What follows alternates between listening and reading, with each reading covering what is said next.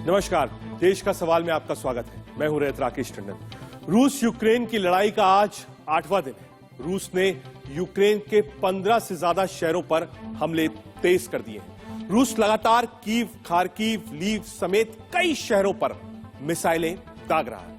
रूस की सेना ने यूक्रेन के दक्षिण में खेरसान पर कब्जा जमा लिया। जी हां, अब कीव और खार्किव के कब्जे को लेकर लड़ाई तेज हो गई। रूस इन शहरों पर कब्जा करना चाहता है, लेकिन यूक्रेन की सेना भी यहां मुंहतोड़ जवाब दे रही है। इसी बीच यूक्रेन के राष्ट्रपति व्लादिमीर पुतिन और ज़ेलेंस्की ने कहा है कि रूस यूक्रेन पर कब्जा कराने में कामयाब नहीं हो पाएगा। रूस यूक्रेन के युद्ध के 8 दिन बाद अब इस जंग को लेकर कई सवाल उठ रहे हैं। अगर रूस का यूक्रेन के कुछ शहरों पर कब्जा भी हो गया तो क्या यूक्रेन हार जाएगा? आखिर रूस यूक्रेन युद्ध कब तक चलेगा? यूक्रेन जिस तरह से रूस के हमले का जवाब दे रहा है, उससे यह लड़ाई लंबी खिंचती दिख रही है। अब सवाल यह है कि युद्ध अगर लंबा चला तो क्या रूस के राष्ट्रपति पुतिन परमाणु हमला भी कर सकते हैं? इन सारे सवालों पर आज हम बातचीत करेंगे। अब आपको दिखाते हैं कि खार्किव पर हमले की तस्वीरें क्या है। जी हां, खार्किव पर रूस लगातार हमले कर रहा है। आपको ये तस्वीरें हम दिखा रहे हैं। जी हां, खार्किव में जो तबाही की तस्वीरें हैं वो आप देख लीजिए। जो मंजर है खार्किव का, तस्वीरों के जरिए समझिए। तस्वीरें अपने आप में बोलेंगी। जो मिसाइल्स दागे जा रहे हैं, रॉकेट लॉन्चर्स दागे जा रहे हैं, तोपखाने लगातार रूस तैयार कर रहा है और एक तरफ मार्च भी कर रही फोर्सेस। ये तस्वीरें हैं खार्किव की। पुराना शहर है, ऐतिहासिक शहर है, इसकी एक इकोनॉमिकल और एंशिएंट सिग्निफिकेंस भी है। बड़ी खबर आ रही है इस समय सारे बजा। जी हां, बड़ा खबर इस वक्त की दुनिया पर परमाणु युद्ध का खतरा मंडरा रहा है। 5 नाटो देशों में अमेरिका ने तैनात किए हथियार। 5 देशों में 100 परमाणु हथियार तैनात किए। जी हां, बड़ी खबर इस वक्त की आपको बता रहे हैं। नाटो ने लगभग 100 परमाणु हथियार तैनात कर दिए हैं 5 देशों में। अब तक रूस कह रहा था परमाणु की धमकी दे रहा था, लेकिन नाटो ने भी 5 देशों में 100 परमाणु हथियार तैनात कर दिए हैं। रूस के हमले में कीव के उत्तर पश्चिम इलाके में भीषण तबाही हुई है। जी हां, आपको तस्वीरें हम दिखा रहे हैं। जी हां, ये खार्किव की तस्वीरें, इसके बाद आपको कीव की भी तस्वीरें हम दिखाएंगे। लगातार तबाही हुई है। कीव के उत्तर पश्चिम इलाके में भीषण तबाही हुई है और तबाही का जो मंजर है, लगातार वॉल्स पर आपको तस्वीरें भी दिखा रहे हैं और तस्वीरें बता रही हैं कि हमला कैसे कीव, खार्किव पर रूस ने तेज कर दिया है। 8 दिन हो गए, कब्जा नहीं मिला है, लेकिन जो बर्बादी की तस्वीरें हैं खासतौर से खार्किव की, वो बयां कर रही हैं कि डेस्परेशन रूस में बढ़ता जा रहा है। आपको तस्वीरें भी दिखाएंगे, हमारे साथ एक बड़ा पैनल भी होगा, लेकिन उससे पहले फिर सारण एक बड़ी खबर आ रही है। रूस के हमले में कीव के उत्तर पश्चिम इलाके में भीषण तबाही हुई है। जी हां, यहां कई घर आप कह सकते हैं निस्तनाबूद हो गए। अब तक बात चल रही थी कि सिर्फ मिलिट्री जो बेसेस है, एकोमोडेशन है, वहां पर अटैक होगा, लेकिन अब civilian, societies, apartments, hotels, police headquarters, सब पे रूस ने हमला शुरू कर दिया है। बड़ी खबर इस वक्त की आपको बता रहे हैं। 2 बड़ी खबरें आई हैं। पहली इस वक्त की जो सबसे बड़ी खबर हमने आपको बताई, 5 देशों में 100 परमाणु हथियार नाटो ने एक्टिव कर दिया है। दूसरा, रूस धमकी दे रहा था, अब नाटो भी एक स्टेप आगे आ गया है। दूसरा, लगातार जो सिविलियंस के इलाके हैं, तस्वीरों के जरिए भी हम आपको बता रहे हैं कैसे हमला रूस ने तेज कर दिया है। Don't have insane people. We have our military doctrine that describes the parameters and the conditions for applying nuclear weapons. It contains no escalation for de-escalation point. But you know, the talks about the nuclear war are rife now. And please, I would ask you to be attentive and to look at the statements made and the characters that made those statements. First, Mr. Stoltenberg being erratic and hectic in his propaganda, indulging in propaganda and wishing to have a liking from the most radical Western forces, said that NATO may do whatever it like, even if it decides to place and station nuclear weapons on Eastern European territories. But you know, first of all, NATO may not decide where to place and deploy the nuclear weapons. It's the US that has it, not NATO. But the hint was indicative. Lavrov को आप सुन रहे थे, साफ शब्दों में उन्होंने कहा विनाशकारी होगा। पहले ये बात रूस ने शुरू करी थी। फिर सारण बड़ी खबर जी इस वक्त की, एक और बड़ी खबर सीधे वॉल की तरफ आपको लेकर चलते हैं। 29 नाटो देशों की सेनाएं करेंगी युद्ध अभ्यास। बड़ी खबर, बार बार लोग कह रहे थे नाटो कहां है, फोर्सेस क्यों नहीं उतार रहा। 35,000 सैनिक करेंगे युद्ध अभ्यास। ये देखिए, अब तक लोग पूछ रहे थे अमेरिका कहां है, नाटो कहां है। ये लीजिए बड़ी खबर आज की, अमेरिका यूक्रेन को 200 और स्टिंगर मिसाइल्स प्रदान करेगा। जर्मनी यूक्रेन को 500 स्टिंगर मिसाइल्स देगा। बड़ी खबर इस वक्त की है और लगातार लोग इस बात को कह रहे थे कि नाटो अमेरिका कहां पर है। लीजिए, आ गया नाटो, परमाणु बम के साथ भी आ गया, अभ्यास भी करने जा रहा है। 35,000 सैनिक एक बार में अभ्यास करेंगे। इसका मतलब समझिए, अब तक सिर्फ यूक्रेन था जो रूस को झेल रहा था, लेकिन अब इस अभ्यास के बाद और परमाणु जो क्षमता है उसको विकसित करने के बाद 5 देशों में 100 परमाणु बम। बिल्कुल साफ है, अब क्या नाटो सामने आएगा। जी हां, नाटो अब तक सामने नहीं आ रहा था, लेकिन क्या अब नाटो सामने आएगा, नाटो 1-on-1 करेगा। जो अभ्यास है, बात है, उससे तो साफ दिख रहा है कि आने वाला 24 घंटे और 48 घंटे नाटो ही रूस के सामने खड़ा होगा। आगे बढ़ते हैं। इस युद्ध में रूस को भी काफी नुकसान हुआ है। आप तस्वीरों में देख सकते हैं क्या नुकसान हुआ है। जी हां, यूक्रेन लगातार रूस को मुंह तोड़ जवाब दे रहा है, जिसमें रूस की सेना को भारी नुकसान हो रहा है। आप देख सकते हैं रूसी सेना को जो नुकसान हुआ है उसकी भी तस्वीरें आपको दिखा रहे हैं। अब तक ज्यादा तस्वीरें यूक्रेन की आपने देखी, खार्किव की देखी, कीव की देखी, लीव की देखी, वो नुकसान यूक्रेन का था। लेकिन युद्ध जब भी होता है और जिस तरीके से यूक्रेन खड़ा है, बैकअप के साथ खड़ा है, ये वो तस्वीरें हैं जो बता रही हैं रूस का भी नुकसान हुआ है। हालांकि समय समय पर जो मीडिया है यूक्रेन की वो ये दावा करती रही है, हमने जेट फाइटर प्लेन्स गिराए, हमने सैनिक मारे, हमने टैंक्स उड़ाए, लेकिन ये तस्वीरें बयां कर रही हैं कि नुकसान सिर्फ यूक्रेन का नहीं हुआ है, रूस का भी हुआ है। यूक्रेन के राष्ट्रपति जेलेंस्की ने कहा है कि यूक्रेन की सेना ने रूस के प्लान पर पानी फेर दिया। क्या कुछ कहा, सुनाते हैं। До нашої країни, до наших людей, до будь-яких людей, які мають дві речі – свободу і серце. Але ми їх зупинили і б'ємо. Наші військові, наші прикордонники, наша тероборона, навіть прості фермери беруть в полон російських військових щоденно. І вони всі говорять тільки одне – вони не знають, для чого вони тут. Незважаючи на те, що їх у десятки разів більше, моральний стан ворога постійно погіршується. Це не воїни над державою. Це розгублені діти, яких використали. अपडेट्स क्या है, बड़ी खबर है, नाटो ने अपने आप को एक्टिव कर लिया है। 35,000 सोल्जर्स की बात हो रही है। 5 देशों में परमाणु हथियार एक्टिव करने की बात कही गई। कितना सच है, हम इस पर भी एक बार रेक्टिफाई करने की कोशिश करेंगे। लेकिन बार बार लोग कह रहे थे अमेरिका कहां है, नाटो कहां है। तो अब देखिए आप, अब तक यूक्रेन और रूस था, लेकिन अब नाटो और अमेरिका दोनों एक्टिव हो गया। एक बड़ा पैनल हमारे साथ है, हमारे साथ मेजर रिटायर्ड मोहम्मद अली शाह साहब जुड़ रहे हैं रक्षा विशेषज्ञ के रूप में। लेफ्टिनेंट जनरल रिटायर्ड राज काद्यान साहब हमारे साथ हैं, रक्षा विशेषज्ञ। प्रोफेसर आसिफ रमीज दाऊदी, विदेश मामलों के जानकार, हमसे जुड़ रहे हैं। ब्रिगेडियर रिटायर्ड शारदेंद्र, विदेश मामलों के जानकार हमारे साथ हैं। साथ ही साथ उदय सिंह जी हैं, फॉर्मर ब्यूरोक्रेट हैं और बीजेपी को भी रिप्रेजेंट करते हैं। जया कुमारी हमारे साथ होंगी, जो कि यूक्रेन से लौट कर आई हैं। सबसे पहले शुरुआत जया आपसे ही करता हूं। जया, आप कब लौटी, यूक्रेन में किस जगह पर आप थी और अनुभव क्या था? क्योंकि जो तस्वीरें हम देख रहे हैं, बहुत लकी वो लोग हैं जो आज आप स्टूडियो में बैठी। जया। हाँ, मैं 25 को वहाँ से निकली। मैं वेस्टर्न साइड में चन्नीविस्ती में थी। वहाँ मैं 25 को निकलने के बाद मैं कल रात को अपने घर पहुँची हूँ सर। वहाँ का कंडीशन वर्स था, बॉर्डर क्रॉस करना सबसे बड़ा बहुत प्रॉब्लमेटिक था। It's a worst day ever in my life.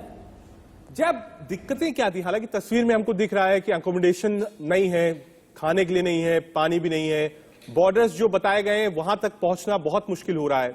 कुछ लोगों ने यह भी कहा कि भाई जो यूक्रेन के सैनिक हैं वो जो प्रायोरिटी है वो यूक्रेनियंस को दे रहे हैं, इंडियंस को नहीं दे रहे। ये जो तस्वीरें वहां से आई बयां करती हैं। आप क्योंकि वहां से आई हैं, आप खुद जो कहेंगे मुझे शायद ज्यादा विश्वास होगा उसमें। सर देखिए, जैसे मैं 25 को निकली, हाफ एन आवर बाद हमें बस में उतार दे। इतना ट्रैफिक होने का, हम 12 किलोमीटर हम चल के आए। उसके बाद हम वहाँ जाते हैं, वहाँ पे Egyptian, Africans, Indian, Ukraine also थे। वहाँ पे कंपार्टमेंट थे, like there left side Indian, Egyptians और in right side Ukrainian. Ukraine को प्रायोरिटी ज़्यादा दी गई थी एज कम्पेयर टू इंडियन और एनीवन। ठीक है, हमारे साथ एक बड़ा पैनल है। सबसे पहले मोहम्मद अली शाह साहब के पास चलते हैं। शाह साहब वॉर रूम में, एक बार वॉर रूम आपको लेकर चलते हैं। शाह साहब हमारे साथ वॉर रूम से जुड़े हैं। शाह साहब, जो ये 5 नाटो के देश हैं जहां पर परमाणु हथियार एक्टिव करने की बात कही गई है, 35,000 सोल्जर देने की बात कही है, ये अपने आप में आज का और अब तक के 8 दिन का सबसे बड़ा डेवलपमेंट मैं इसको मानता हूं। अगर नाटो ही सामने आता है, अमेरिका भी सामने आता है, तो फिर तो ये सीधे सीधे मामला विश्व युद्ध का हो जाएगा। शाह साहब, बिल्कुल, देखिए नाटो के जो फौजी हैं, यूएस ने तो क्लियर कर दिया है कि हमारे बूट्स, हमारे जवान, हमारे फौजी यहां नहीं उतरेंगे नाटो के कोई भी, ठीक है। अगर, और देखिए पहली बात तो यह है यूक्रेन नाटो का मेंबर है ही नहीं, और अगर नाटो के मेंबर उतरते भी हैं तो आप देख लिए 30 देशों के यहां पे फौजी आ जाएंगे, यानी कि, और यही बात से तो रूस को आपत्ति थी शुरुआत में कि उनका जो पूरा 2295 किलोमीटर का जो स्ट्रेच है, जो बॉर्डर है, अगर वो अगर आ जाती है, अगर यूक्रेन नाटो में शामिल हो जाती है तो उस बॉर्डर पे उनको थ्रेटन होगा ना। आपके दरवाजे पे दुश्मन आ जाए, कोई बैठा हुआ है और आपको उसे खतरा महसूस हो रहा है, आपको पूरा हक बनता है अपनी फेंसिंग करने का, दरवाजे और ताले लगाने का, सीसीटीवी लगाने का, आपको तो हक बनता है ना। उसी तरीके से यूक्रेन ने कार्रवाई कराई थी है। अब अगर नाटो उतर गया इसमें, तो जी हां, आपकी बात दुरुस्त है, तब जाके, केवल तब इसमें विश्व युद्ध का खतरा हो सकता है, या रूस परमाणु हथियार का अमेरिका पे इस्तेमाल करे तब। अब कई लोग बोलेंगे कि ऐसा तो नहीं है कि भाई ऐसा दिल में चाह रहे हैं, क्योंकि अमेरिका जो है आग के अंदर और पेट्रोल डाल रही है और यूक्रेन का इस्तेमाल करेंगे। यूक्रेन लोगों आपको सायरन की आवाज, बड़ी खबर। जी हां, इस वक्त एक बड़ी खबर आ रही है, सीधे बड़ी खबर का रुख कर लेते हैं। थोड़ी देर में रूस यूक्रेन में बातचीत होगी, बेलारूस में होगी ये बातचीत, रूस यूक्रेन की बातचीत होगी, रूस यूक्रेन में होगी दूसरे दौर की बैठक। सीधे चलते हैं राज काद्यान जी के पास। राज सर, बड़ी खबर है कि ये दोबारा बैठक होने जा रही है और बेलारूस की धरती है जहां पर बैठक होगी। मैं ये समझना चाहता हूं, एक तरफ तस्वीरें हैं, जो तस्वीरें आ रही हैं सीधे कारकीव की, कीव की, लीव की, लगातार आप कह सकते हैं डिस्ट्रक्शन वहां पर हो रहा है, और एक तरफ बातचीत भी चल रही है। इसका मायने, राज काद्यान जी।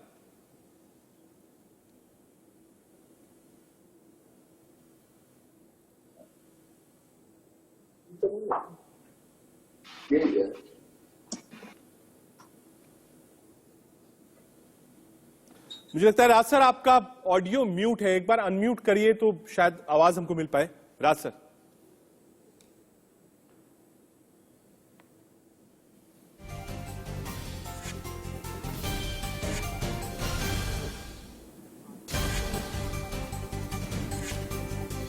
ठीक है। दाऊदी साहब भी हमारे साथ हैं, दुबई से लाइव जुड़े हैं। दाऊदी साहब, एक तरफ बातचीत, दूसरी तरफ हमला, कैसे देखते हैं इसको?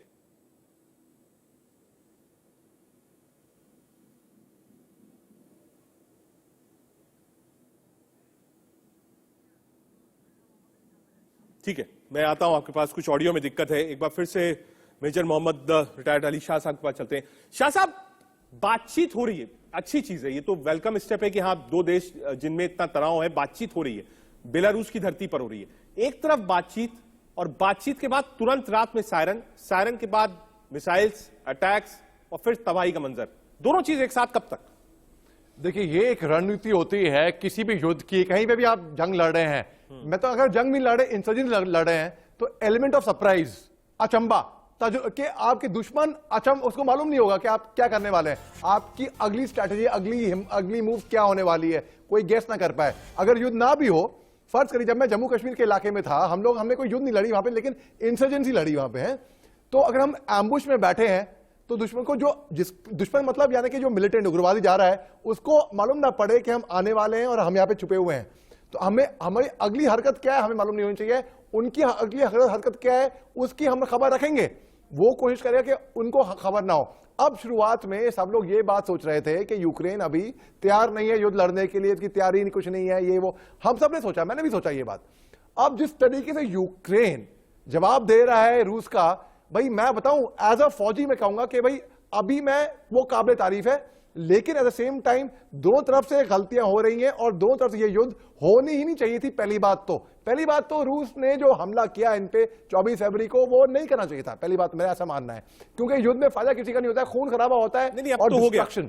शाह साहब, अब हो गया। लेकिन जो ये आज का डेवलपमेंट है, ये बड़ा डेवलपमेंट।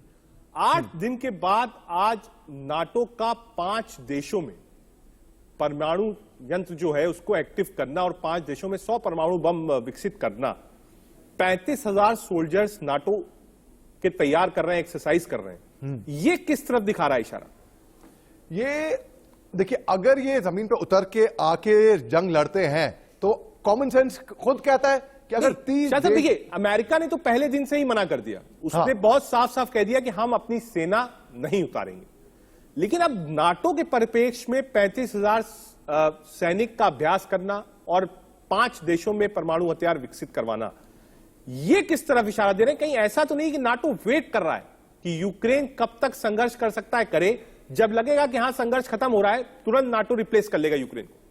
देखिए, मैं नाटो जो है काफी हद तक, बल्कि बहुत हद तक, काफी हद तक नहीं, जिम्मेदार है अभी जो कुछ भी यहां पे हो रहा है। ये रूस और यूक्रेन की लड़ाई ही नहीं है, ये एक तरीके से अमेरिका और रूस की लड़ाई है, अगर आप देखें तो सुप्रीमेसी की लड़ाई। ठीक है शाह साहब, एक बार राज काद्यान जी के पास चलते हैं।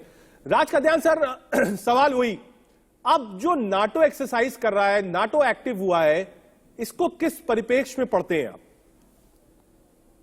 देखिए, पूरी लड़ाई की शुरुआत इस बात पे हुई थी कि नेटो यूक्रेन में नहीं आए जी। अगर वो आ गए, देखिए नेटो की लगाम अमेरिका के हाथ में है, वो पैसे देते हैं, वो सबसे बड़ी पावर है।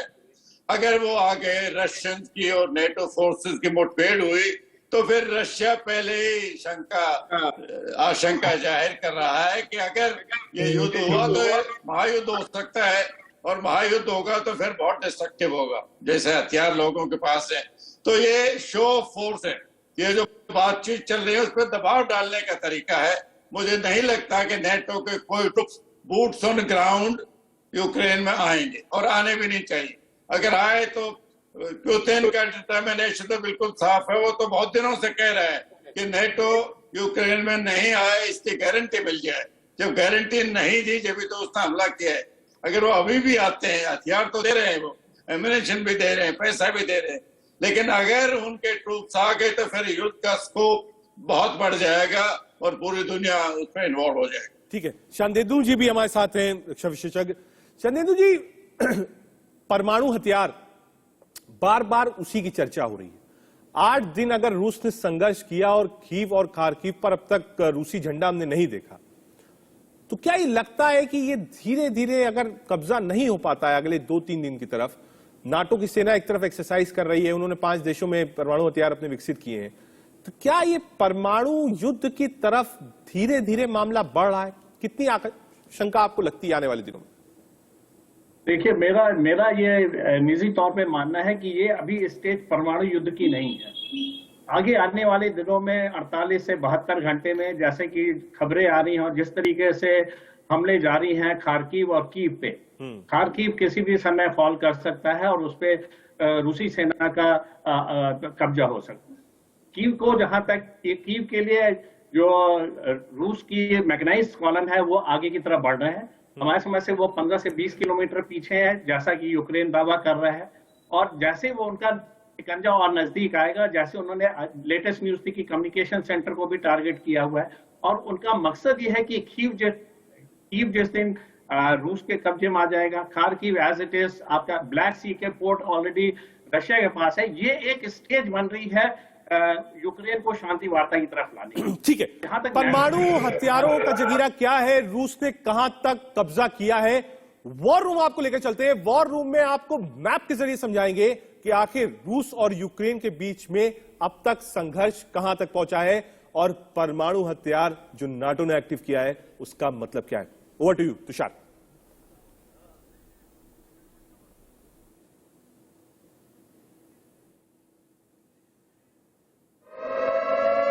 ठीक है, वॉर रूम चलेंगे, लेकिन इस सायरन है, मतलब एक बड़ी खबर आ रही है। थोड़ी देर में रूस यूक्रेन में बातचीत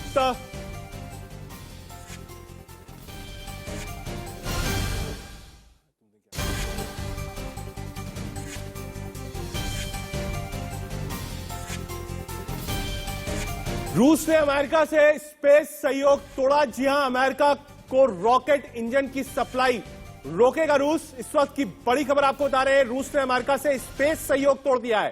पहले एयर स्पेस बंद किया था, अब स्पेस सहयोग भी तोड़ दिया है। रूस ने अमेरिका से स्पेस सहयोग तोड़ दिया है। अमेरिका को रॉकेट इंजन की सप्लाई रोकेगा रूस। इस वक्त की बड़ी खबर आपको बता रहे हैं, रूस ने अमेरिका से स्पेस समझौता खत्म कर दिया।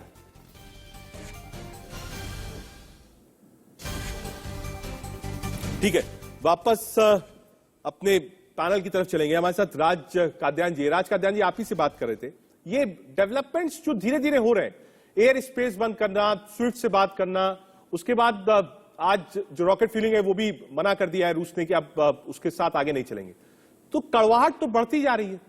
कोई बीच का रास्ता फिलहाल दिखता हुआ नहीं नजर आ रहा है। और मतलब मैं आपसे समझना चाहूंगा, लोग कहते हैं दो देशों में युद्ध चल रहा है, बातचीत चल रही है, अच्छी बात है, लेकिन डिप्लोमेसी में अगर किसी पावरफुल न्यूक्लियर ऑक्युपाइड कंट्री को आप कॉर्नर करते हैं और फोर्स साइड कॉर्नर करते हैं, तो वो और भी घातक हो सकता है आने वाले दिनों में। राज काद्यान, देखिए, ये जो परमाणु शक्ति है, ये तो रशिया पहले से चेतावनी दे रहा है। जब उसने अपने फोर्सेस को हाई अलर्ट पे डाला, उसके बाद कल उनके रक्षा मंत्री का आया, वो ये संकेत देना चाहते हैं कि नेटो यूक्रेन में इन्वॉल्व ना हो। यही उसकी शुरू से डिमांड है, यही उसका डर था। जहां तक मैं मानता हूं, अमेरिका चाहेगा, नेटो की आवाज अमेरिका से निकलती है, जेलेंस्की तो उनकी आवाज बोलते हैं, उनकी अपनी कोई नहीं। ये यूक्रेन को तो अखाड़ा बना रखा है। ये युद्ध तो अमेरिका और रशिया के बीच में, अमेरिका चाहेगा कि युद्ध लंबा चले। कितना नुकसान होता है यूक्रेन का, उनको इसकी फिक्र नहीं है। नेगोशिएशन का मतलब होता है दोनों तरफ डिमांड में थोड़ी लचक आए। अगर जेलेंस्की इसी डिमांड पर अटे रहे कि वे रशिया सीज फायर करे और वापस जाए, तो ये नॉन स्टार्टर है। रशिया का दबाव है, हमले करता जा रहा है, वेस्ट का दबाव है, वो सैंक्शन बढ़ाते जा रहे हैं, तो ये चलेगा। अगर हमारे पास जो समाचार आते हैं वो सारे वेस्टर्न सोर्सेस से आते हैं, तो हमारी भी ओपिनियन थोड़ी सी कलर हो जाती है। हम कहते हैं 40 लंबा कॉन्वॉय, 40 मील लंबा जो कॉन्वॉय आ रहा था उसको रोक दिया गया। ऐसा नहीं है, हो सकता है पुतिन पहले। ठीक है, आऊंगा राज काद्यान जी आपके पास। एक बार शांदेंदु जी के पास चलते हैं। शांदेंदु जी, जो वक्त है 8 दिन का हो गया है, खार और खार्किव पर लगातार अटैक्स जारी है, लेकिन कब्जा रूस नहीं ले पा रहा है। और जो खबरें अब आ रही हैं पिछले 48 घंटे से, वो नुकसान रूस का भी होना शुरू हो गया। देखिए, मैं इसको थोड़े अलग तरीके से इंटरप्रेट करना चाहूंगा। रशिया भी इस चीज को बहुत अच्छे से समझता है। ये खार्किव और जो कीव है, ये एक बिल्टअप एरिया, वहां बहुत सारे उनके देश के नागरिक वहां भी रहते हैं, प्लस यूक्रेनियंस हैं। इनका अगर कल्चरली और आपका रिलीजियस और सारे तरीके से इनके एसोसिएशन रहे हैं, तो वो मैसिव डिस्ट्रक्शन के लिए जाता है, तो उससे बहुत जान माल की हानि होगी। इस चीज को रशिया बहुत अच्छे से समझता है। वो जान मान की हानि को कम करने के चक्कर में है, इस वजह से उससे बहुत ही मैसिव हमला नहीं कर रहा है। वो चाह रहे कि जैसे 1-2 दिन आगे बढ़े, ये अपने आप फॉल करे, उसकी इंटेंसिटी को बढ़ा नहीं रहा है। आपने देखा होगा जो रॉकेट अटैक है, जो मिसाइल अटैक है, जो गन से मैं थोड़ा सा इत्तेफाक रखूंगा आपकी बात से, क्योंकि जो तस्वीरें पहले दिन थी और जो तस्वीरें आज हैं, वो अब मिलिट्री बेस से कन्वर्ट होकर हॉस्पिटल, स्कूल्स, मॉल्स सब तरफ पहुंच चुकी हैं। एक बार सीधे आपको लेके चलते हैं इंडिया न्यूज के वॉर रूम में, अपडेट लेते हैं वहां से। बिल्कुल रजत, और जिस बात का आप जिक्र कर रहे हैं, लगातार आश्चर्य का आप इजहार कर रहे थे कि देखिए, आश्चर्य इस बात को लेकर है कि ये वॉर 8 दिन तक खिंच गई, और 8 दिन तक अगर खिंच गई है तो स्थिति अभी वहां पर है क्या। मेजर अली भी मेरे साथ हैं और वो इस बात को, इस मैप को बहुत अच्छे तरीके से समझा सकते हैं, जो इंटरेक्टिव मैप में लेकर यहां पर मौजूद हूं। मेजर अली, अभी हम लोग बात भी कर रहे थे इस बात को लेकर कि अगर यूक्रेन को मैप को हमको देखें तो इस पूरे यूक्रेन के मैप में कुछ हिस्से बेहद महत्वपूर्ण है, जैसे कीव का हिस्सा, सुकाची का हिस्सा, खेरसुन जहां पर कब्जा हो चुका है, बुका की जगह हम बात कर ले, खार्किव, सबसे ज्यादा चर्चा खार्किव और हम कीव की कर रहे हैं, लेकिन कुछ और भी हिस्से हैं जो महत्वपूर्ण हैं। मैं जरा चाहूंगा कि आप मुझे मार्क करके बताएं कि कहां पर स्थिति क्या है अभी। देखिए, ये तो यहाँ पे स्पष्ट दिखा रहा है कि कीव के यहाँ पे घेरा, यहाँ पे 20 किलोमीटर पीछे तक यहाँ पे घेरा लगा रखा है यहाँ पे, ठीक है, सुकाची, यहाँ पे बमबारी बहुत हो रही है, बहुत ज्यादा हो रही है, और यहाँ पे बुका, इस एरिया, इन दो इलाकों में खास तौर से बमबारी भी तो हो रही है, मगर इन दो इलाकों में कॉन्सेंट्रेट किया जा रहा है। हो सकता है कोई खबर आई हो या कुछ भी इनके यहाँ पे, इनके लैटिट्यूड लॉन्गिट्यूड के जरिए यहाँ पे इनको निशाना बनाया जा रहा है अभी फिलहाल तो। अब अगर कुछ नहीं कह सकते कहाँ पे ये इनका फोकस चेंज हो जाए। फिर आ चलते हैं खारकी, यहाँ पे तो तकरीबन मान लीजिए कब्जा हो गया है, एक ये मान लीजिए। अच्छा, फिर यहाँ पे आते हैं, यहाँ पे देखिए इधर को क्रीमिया तो ऑलरेडी रूस के पास में है, कैप्चर्ड है, तो अगर रूस चाहे तो अपनी रणनीति निकाल के इस रास्ते आके यहाँ पे अगर हम देखें एक हल्का सा एक स्ट्रिप बनता है, तो वो डायरेक्ट अगर वो कीव के पास, ब्लैक सी का जिक्र, ब्लैक सी की तरफ, जी हाँ ब्लैक सी, तो अपने नेवी के हिसाब से अगर वो चाहे तो ऑलरेडी सब पे ऑलरेडी डोमिनेशन दिखा सकता है। मैं आपको आपकी बात को ऐसे समझूं कि यहाँ रूस ये पूरा ब्लैक सी का हिस्सा अगर यहाँ से वो ये पूरे मोल्डोव वाले इलाके से होकर गुजरता है, अपना यहाँ पर एंकोच करता है, तो ये आप समझ लीजिए कि यूरोप तक अपनी फौज बनाना आसान बना लेगा, यानी कि यूक्रेन के रास्ते वो यूरोप को भी साध रहा है। अच्छा, एक चीज और मुझे बताइए, इस मैप को अगर मैं देखूं, ये कीव का हिस्सा है, कीव में हम बार बार ये सुन रहे हैं कि देखिए चारों तरफ से घेर लिया, चारों तरफ से घेर लिया, यहाँ पर बेलारूस, यहां से रूसी फौज आगे बढ़ी रही है। मुझे बताइए जब घेर रहा है, कई तरफ से आ रहा है, तो वो किस तरफ से जा रहा होगा? तो ये उनकी स्ट्रैटेजी थोड़ी अनप्रिडिक्टेबल है अभी इस टाइम पे, क्योंकि आप देखिए हम सब उम्मीद लगा के बैठे थे कि ये शायद 2 दिन में 4 दिन में जंग खत्म हो जाएगी, ये बात खत्म, और ये रूस कर भी सकता था। ये उनके लिए कहते हैं कुछ चंद घंटे का खेल था। वैसे ये क्यों खिंच रहा है, क्या वजह है? क्या यूक्रेनी सेना इनको मुंह तोड़ जवाब दे रही है? इनका गुरिल्ला वॉरफेयर में तो ये बहुत अच्छे है ही हैं।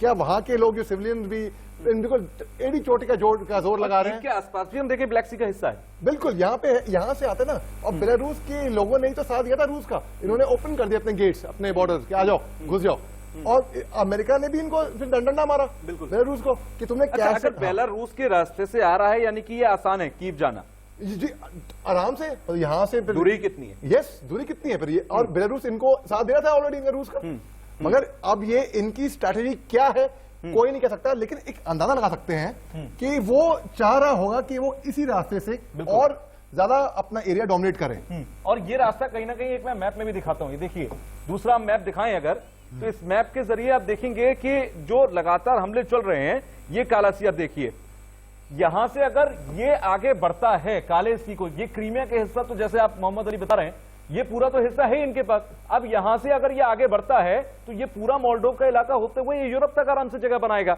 और यही कहीं ना कहीं इनकी स्ट्रेटेजी भी है। रजत, यस,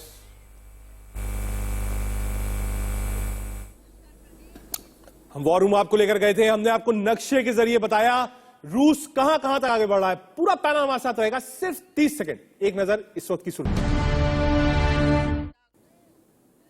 हम लगातार सारी अपडेट्स आपको दे रहे हैं, एक बड़ा पैनल हमारे साथ है, और लगातार जो खतरा बढ़ रहा है, बड़ी खबर आ रही है, सीधा उसका रुख कर लेते हैं। यूक्रेन के खेरसान शहर पर रूस का कब्जा होने की खबर आई है। खेरसॉन के गवर्नर ने इस बात की जानकारी दी है। बड़ी खबर आपको बता रहे हैं, खेरसॉन पर रूस का कब्जा हो गया है, और खुद खेरसान के गवर्नर ने इसकी जानकारी दी है।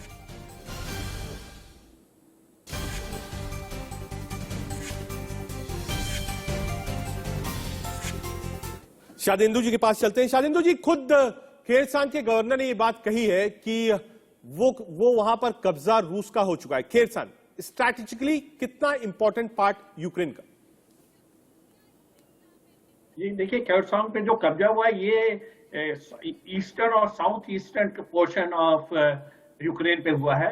और अगर आप एक इसकी लाइन ड्रॉ करें तो यहाँ ब्लैक सी, जो इसकी प्रॉक्सिमिटी जो है क्रीमिया से है, और यहाँ पे रूसी पहले से भी, यहाँ 2014 से यहाँ पे अनरेस्ट का अंदेशा देखा जा रहा था। तो खर्चांक फॉल करना एक बहुत बड़ी उपलब्धि है रशिया की, और यही चीज मैं आगे देख रहा हूँ खार्किव और कीव के लिए भी। पर जिस दिन कीव रशिया के कब्जे में आएगा, उस दिन ये शांति वार्ता के लिए यूक्रेन को फोर्स करेगा। ये दिन ज्यादा दूर नहीं है। अल्टीमेटली रिजल्ट और का पॉलिटिकल सोल्यूशन ही है, क्योंकि जो रशिया का जो सिक्योरिटी कंसर्न है, यूक्रेन का नाटो जाने से उसको पॉसिबल नहीं होता। लिहाजा ये जंग का जो रूप आया है, ये बेसिकली नाटो की सदस्यता की वजह से, जिससे कि सिक्योरिटी कंसर्न पुतिन साहब के जो है वो बहुत ही जेन्युइन, और वो अपने नेशनल इंटरेस्ट को देखते हुए इस चीज को आगे बढ़ा रहे हैं। लिहाजा कर्सियों का कॉल करना, साउथ बैक सी पोर्ट का कॉल करना, और इस तरीके जो साउथ और ईस्टर्न जो यूक्रेन का हिस्सा है वो करीब करीब रशिया के करते थे जा रहा है। ठीक है, इशू है। ठीक है सर। हमारे साथ स्टूडियो में जया भी है जो कि यूक्रेन से लौटी है। जया के पास चलेंगे, लेकिन उससे पहले उदय जी भी हमारे साथ है। उदय जी से एक सवाल ले लेते हैं। उदय जी, जो डेवलपमेंट है वो सिर्फ रूस और यूक्रेन तक सीमित नहीं है। ये कोई कहे कि अमेरिका का हस्तक्षेप नहीं है, पूरा हस्तक्षेप है। चाइना चुप जरूर है, लेकिन एक तरीके से परछाई की तरह रूस के साथ खड़ा हुआ है। ऐसे में रूस और अमेरिका और यूक्रेन लगातार जो भी बयानबाजी हो रही है पिछले 24 घंटे में आप देखेंगे तो वो सिर्फ और सिर्फ परमाणु हथियार की बयानबाजी हो रही है। कोई बयानबाजी कब्जे की नहीं है, शर्तों की नहीं है। जिन जिन देशों के प्रवक्ताओं को, विदेश मंत्रियों को आप सुनेंगे, वो सिर्फ बात परमाणु संसाधनों की कर रहे हैं। किस ओर इशारा है? देखिए, ये आपने जो प्रश्न किया है, ये 7-8 दिन का जो युद्ध चल रहा है यूक्रेन के साथ, उस युद्ध से बहुत सारी चीजें अपने आप क्लियर होते जा रही हैं। इस पूरे घटनाक्रम में कहीं ना कहीं सेंटर में नेटो है, और यूक्रेन का जो एक्सपेक्टेशंस था कि नेटो उनके साथ किस हद तक जाएगा, उनकी अपेक्षाएं जो थी उसमें कुछ कमी रह गई है। क्योंकि शुरू से ही उन लोगों ने ये डिक्लेयर कर दिया कि हमारे बूट्स वहां पे नहीं जाएंगे, हमारे सोल्जर्स नहीं जाएंगे। वो रिसोर्सेज से, फिनेंशियली और वीपन से इनको मदद कर रहे हैं। लेकिन ये मदद, ये तो अब धीरे धीरे क्लियर होने लगा है कि इतना दिन से वार को सस्टेन करना यूक्रेन के लिए तभी पॉसिबल था जब उसको कोई बाहरी सपोर्ट मिल रहा है। और ऐसा एडमिट भी किया है रशिया के फॉरेन मिनिस्टर ने और डिफेंस मिनिस्टर ने। उन्होंने स्ट्रेटेजिकली भी ये बहुत क्लियर किया। जो सर, मैं आपको रोकूंगा। एक बड़ी खबर जी हाँ, इस वक्त की बड़ी खबर स्क्रीन पर। फ्रांस के राष्ट्रपति मैक्रोन ने पुतिन से बात की है। करीब 90 मिनट तक हुई है दोनों में बातचीत। बड़ा डेवलपमेंट आपको बता रहे हैं। लगभग 4 दिन बाद आप कह सकते हैं अपडेट्स हुआ है। हालांकि प्रधानमंत्री नरेंद्र मोदी की बातचीत हुई थी, लेकिन इवैक्यूएशन को लेकर हुई थी। मैक्रोन की बातचीत हुई है, इसके क्या माने हैं ये भी समझेंगे। एक बार सीधे राज कादियान जी, मैक्रोन साहब की बातचीत हुई है, 90 मिनट बातचीत हुई है। एक अच्छी पहल मानते हैं इसको आप। हालांकि पहले मुलाकात भी हुई थी लेकिन बेनतीजा थी वो, लेकिन दोबारा 90 मिनट की बातचीत पुतिन और मैक्रोन के बीच में। राज कादियान जी, देखिए, बातचीत होती रहनी चाहिए। हल निकलेगा वो बातचीत से ही निकलेगा। परमाणु पर मैं एक बात कहना चाहता हूं। आइंस्टाइन, जो कि एटॉमिक बॉम्ब के फादर माने जाते हैं, उन्होंने कहा था कि मुझे नहीं पता तीसरा महायुद्ध कैसे लड़ा जाएगा, लेकिन मैं जानता हूं चौथा महायुद्ध लाठी और पत्थर से लड़ा जाएगा। ये सब जानते हैं कि अगर तीसरा महायुद्ध का प्रकोप बढ़ गया और एटॉमिक हथियार किसी एक ने भी इस्तेमाल कर दिए तो सबकी तबाही है। तो यही वजह है कि न्यूक्लियर हथियार का इस्तेमाल नहीं होगा। सबसे बड़ा डेटरेंट अपने आप का डर ये। तो ये तो पावर प्रोजेक्शन है। अमेरिका चाहता है कि युद्ध अगर कीव पर हमला हो भी जाए, राज सर, एक छोटा सा सवाल। राज सर, एक छोटा सवाल। आपने कहा ठीक है, डेटोरेंट, डर की बात आपने कही। अमूमन साइकोलॉजी जो होती है आदमी की, वॉर में राष्ट्राध्यक्षों की, जब आदमी इस चीज को समझ लेता है कि वो हार रहा है या उसका सम्मान खतरे में है, तो वो गोली चला देता है। या फिर दो लोग आमने सामने खड़े हों, दोनों के पास पिस्टल हो, एक आदमी ये जान जाता है कि मेरी जान जा सकती है, तो वो फायर कर देता है। क्या पुतिन और रूस की हालत यही है आज? नहीं, ये तो बड़ा सिंपलिस्टिक आप उदाहरण ले रहे हैं। ऐसा नहीं है कि सिर्फ एक आदमी पर फायर करने का सवाल है। दुनिया की तबाही है। अमेरिका भी डरता है। रूस के पास मुझसे भी ज्यादा न्यूक्लियर हथियार हैं, और यूक्रेन की जो बॉडी लैंग्वेज है, जो उनकी कठोर लीडरशिप है, उसे साफ लगता है कि उन्होंने जो किया है बड़ा सोच समझ के किया है। बहुत बार चेतावनी दे के कि नेटो का मेंबर इसको मत बनाए, मुझे लिखित में दे दो। नेटो की सदस्यता 12 मेंबर से शुरू हुई, आज वो 30 बन गए। जब सोवियत यूनियन टूटा तो अंडरस्टैंडिंग थी कि नेटो जर्मनी के पूर्व में नहीं जाएगा, लेकिन बार बार वो पुराने देश जो वार्सो पैक्ट में थे उनको मिलाते रहे। ठीक है, एक बार आसिफ जी को लाते हैं। आसिफ जी, एक्सरसाइज नाटो की 35,000 सैनिक एक्सरसाइज कर रहे हैं, 5 देशों में परमाणु हथियार विकसित करे गए, 100 परमाणु हथियार। इशारा किस तरफ? परमाणु युद्ध की ही बातचीत चल रही है। जो भी देश का प्रवक्ता है, चाहे वो रूस का हो, चाहे वो अमेरिका की तरफ से हो, हर आदमी बात अब परमाणु हथियारों की और विनाश की ही कर रहा है। देखें, परमाणु हथियारों की, न्यूक्लियर वेपन की जो बात है वो बहुत दिनों से चल रही है, और हमने ये कहा है कि किस तरह से न्यूक्लियर वेपन का जो ड्रिल हुआ था, वॉर ड्रिल, वो भी हुआ था युद्ध शुरू होने के पहले।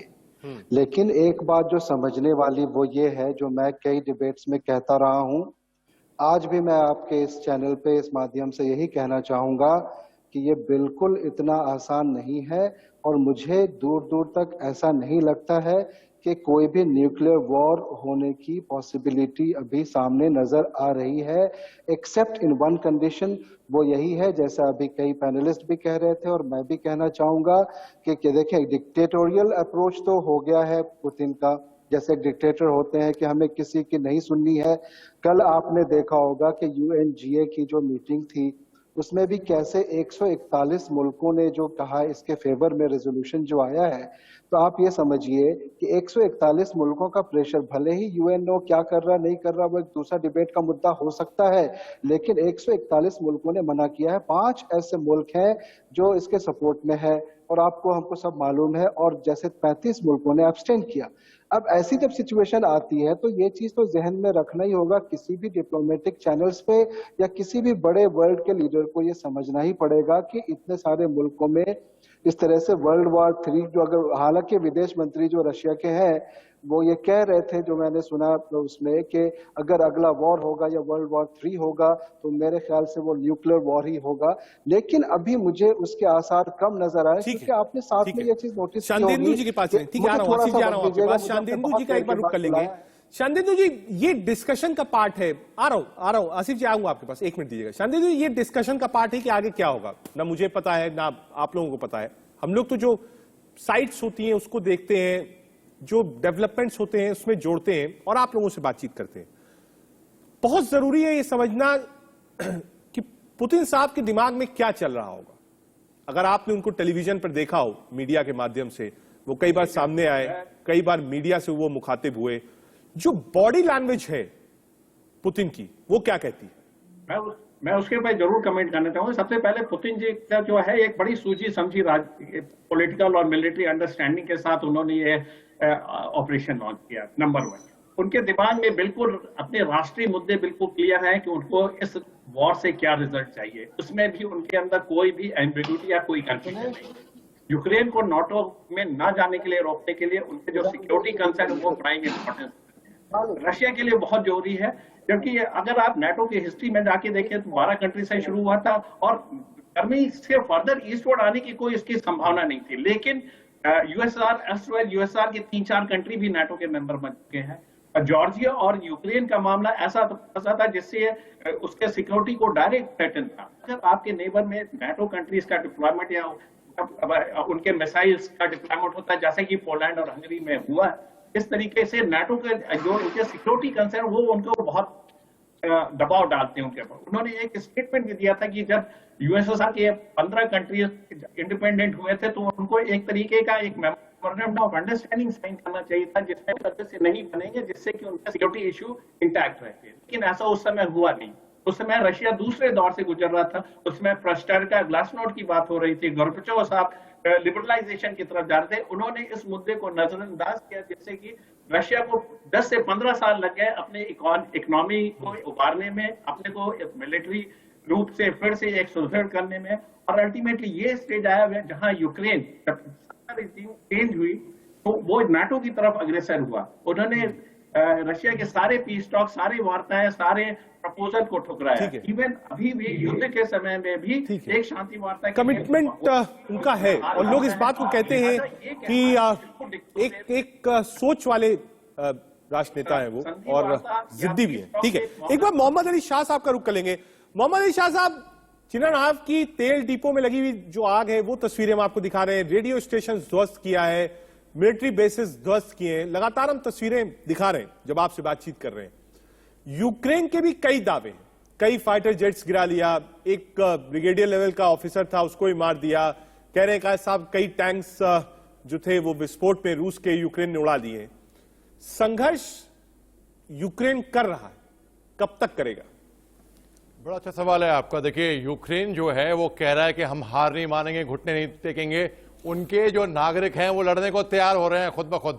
तो उनकी एक राष्ट्रवाद की जो भावना है, उनके जो जज्बे हैं, उनको मैं हकीकत में सलाम करता हूं, इसमें कोई शक की बात नहीं है। लेकिन एट द सेम टाइम मैंने खुद कहा था कि भैया गलती कर रहा है सिविलियंस को हथियार देके, क्योंकि सिविलियंस ट्रेन नहीं है हथियार में। हम ब्रिगेडियर साहब, जनरल साहब, हम लोगों ने हथियारों की ट्रेनिंग सालों साल करी है, और फिर भी बड़े से बड़े एक्सपर्ट्स, बड़े से बड़े माहिर लोगों से गलती हो जाती है हथियार के साथ। लेकिन अब जिस तरीके का, और जैसे कि हमारे भाई साहब ने बोला यहाँ पे कि यूक्रेन को बाहरी ताकत के अलावा, जी हाँ, यूक्रेन को बड़े अच्छे से मालूम था कि बाहरी ताकतों का हाथ इनके साथ, इनके सिर पे रहेगा एक तरीके से, इनडायरेक्टली या इनडायरेक्टली, और उनको ताकत है, उनको यकीन था, और व्लादिमीर ज़ेलेंस्की अपनी जिद पे अटल रहे थे। मगर मैं आपको बताऊं एक बात, ये एक अंत की शुरुआत है, खास तौर से रूस के लिए। दोनों देश तबाह होंगे, यूक्रेन तो तबाह होएगा ही होएगा। यूक्रेन का वो अंजाम होएगा जो अफगानिस्तान का हुआ है। मैं आपको बताता हूं कैसे। देखिए, अगर रूस तो अभी इनके राजधानी पे कब्जा कर देगा, फिर उसके बाद एक चेंज ऑफ गवर्नमेंट लाएगा, डमी गवर्नमेंट, पपेट गवर्नमेंट, अपनी चॉइस की गवर्नमेंट, जो अमेरिका के विपक्ष में हो, रूस के पक्ष में हो। फिर वहां पे एक पीस कीपिंग फोर्स, अपनी फौज, जैसे कि अमेरिका लाई थी अफगानिस्तान। साहब, ये तो बात लड़ाई की हो गई। जया जी भी हमारे साथ हैं। जया, अब तो आप यहां हैं, बहुत बधाई आपको इसके लिए। कोई ऐसी याद जो आप शेयर करना चाहें उन लोगों से जो अभी वापस नहीं आ पाए, या आप कुछ अपील करना चाहें? कोई याद आपकी ऐसी यूक्रेन को जो ताउम्र आपको याद रहेगी? जया जी। सर, वहाँ पे बहुत बच्चे फंसे हुए हैं। मैं ये चाहती हूँ कि सब के सब वापस आ जाए अपने, मतलब अपने पेरेंट्स के बाद, अपने रिलेटिव्स के, कि बहुत कंडीशन वहाँ पे ख़राब है। और मैं यही बोलूँगी कि thank to PM Modi, thank to every support. ठीक है, एक क्लोजिंग कमेंट आसिफ जी आपसे, जो बार बार परमाणु बम, परमाणु हथियार की धमकियां दोनों तरफ चल रही हैं, इसका अंत कहां देखते हैं? 30 सेकंड में आसिफ जी।